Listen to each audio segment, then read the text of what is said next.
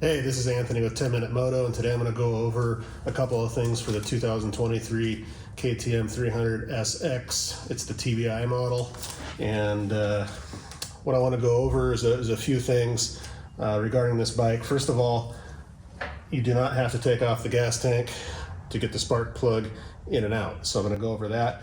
I'm going to go over a few other things that are highly debated as well, being fuel mixture, octane of the fuel, amount of oil in the fuel.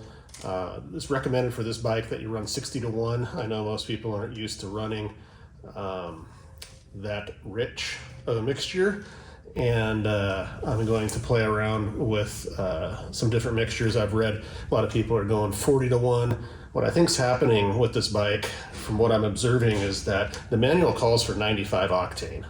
And I think that there's not a whole lot of people that are running 95 octane in there, and they're running 91 or 93 pump gas, and that could cause some knocking issues. You don't always hear or feel the knocks either within an engine. So for break-in on this, I ran, at a recommendation, some Maxima high test octane boost. Now, I'm not a big octane boost fan from the early days. I've never really used it, but a person recommended this that ran into a lot of turbo snow sleds, and they said this stuff is amazing. So I thought, what the heck, I'll give it a chance. It's going to be a lot more economical than buying race fuel and mixing it together. So if this stuff worked, I was going, awesome. It'd be a bargain, and it would do the trick. So they say that 1 ounce per gallon raises it effectively for octane points. So I used 91 non-ethanol fuel. I put 1 ounce, 4 ounces total into 4 gallons. That should put me at right at 95. And I broke in the bike. I've got a couple hours on the bike, and I decided to pull the plug and take a look. What I will be doing is I will probably be metering more oil into the fuel mixture, leaning the bike out just a tad, and I'm going to do it incrementally so that I don't mess things up. But at probably 57.5 to 1, I put my cheat notes here. I put about 9 ounces of oil in for 4 gallons of fuel. That's going to be right at about 57 to 1 ish. I might be off by some decimal points, but the plug looks pretty decent. Little dark, but that's okay. I'd rather have it that way, but I actually expected it to be a little worse for the wear there. So I'm gonna be putting the oil in gradually, and if any, I'm gonna put some more hours on the bike. I've got a few more gallons of fuel to run through at that mixture, but just wanted to pass along this information in case anybody was wondering. I've seen people all over the map on things. So that was the plug reading.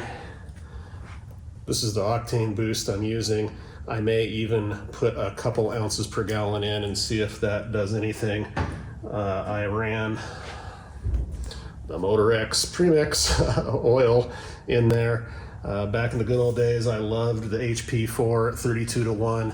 I'd jet every bike that I had to run perfect on that, and had just nothing but good things to say about that. But hey, it's a new day and age. So what I did have to do in here is I got the boot off the plug, and it kind of started hitting up there, but I had the boot far enough over that it would just go over on that, and I used a 13/16 wrench, put on there, loosened it up, and just took it out by hand. So I will reinstall this.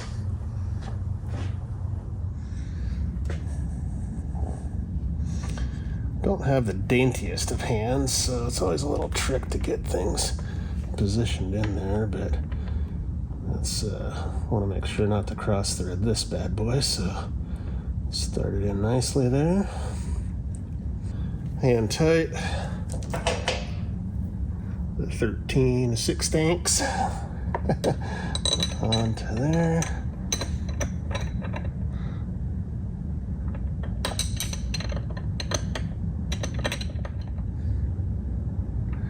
And that's just snugged up to seat it.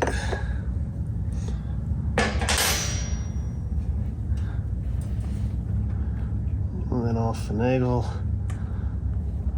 this boot.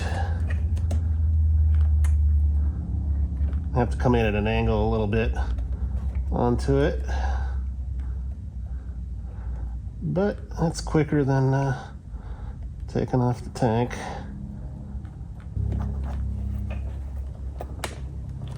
Voila! Plug is back in. It can certainly be done. A lot nicer than